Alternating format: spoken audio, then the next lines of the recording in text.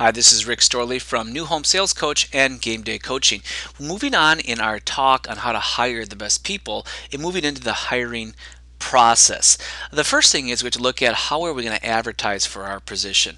Now, it's always good to send an email out to your trades, perhaps look at your sphere of influence, anybody that has sent you a resume before, but you've got to place an ad someplace, and where you want to put it is online.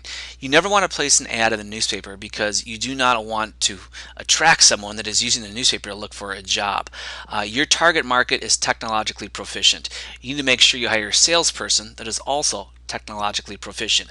If they cannot navigate Monster.com or CareerBuilder.com or perhaps Craigslist, you don't want them on your team. Now, as far as pay sites go, CareerBuilder.com to me is a little bit better than Monster. I've gotten better quality people out of there, usually a little bit more. It's a little bit higher price, but in my opinion, it's worth it. Craigslist, in a lot of cities, it's free. Some cities you have to pay a small amount. Definitely worth it. Put it on there. You're going to filter all these resumes, which is the next step here. By resume screening, what I normally look for is, again, typos, formatting.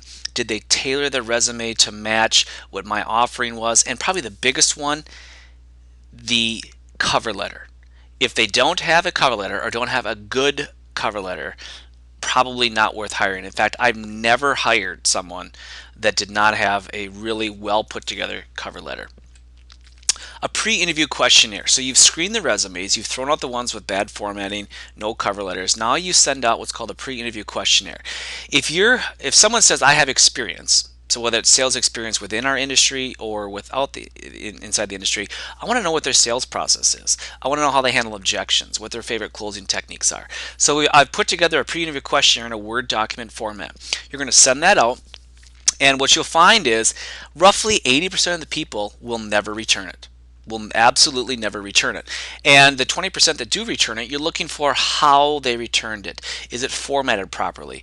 Did they print it out, write it by hand, scan it, or try to fax it back to you? You know, those type of people you do not want. But you're looking for someone that knows how to edit a Word document and then can simply attach it to an email and send it back and has well thought out answers, as well as they have a sales process, or at least they understand the sales process. Next, I will take the pre-interview questionnaires that qualify and I'll go into a phone interview. I have a certain set of questions I ask.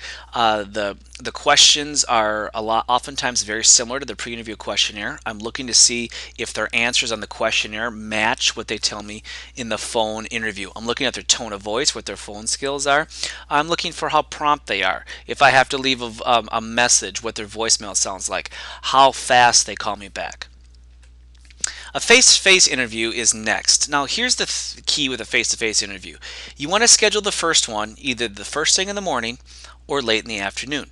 Because you want to, what you're looking at here for the second interview is you want to find out, does the person have a better time period? Meaning, are they a better morning person and they're lousy in the afternoon, or a better afternoon person and they're lousy in the morning? We're looking for someone obviously that's even all day long.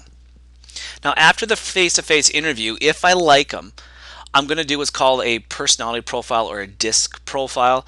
This is something that my company does, but you can find a lot of people that do them. It's roughly $50.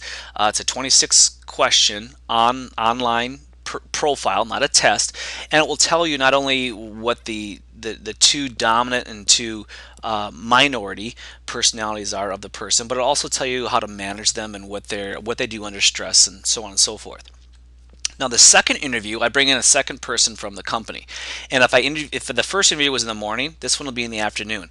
Again, I'll ask some of the same questions that they saw on the pre-interview questionnaire, on the phone interview, and the first face-to-face interview.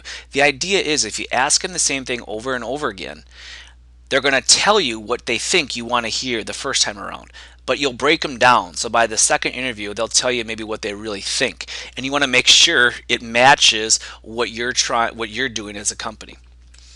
A reference check. Obviously, just simple due diligence, following up with references. If it's a former employer, there's limited things which you can say, but there are questions that you definitely need to ask. And then finally, a background check. I'm going to do a credit check and a criminal background check by county. Make sure that they have no history. That is the 9-step process for hiring people, which will give you the best possible leads.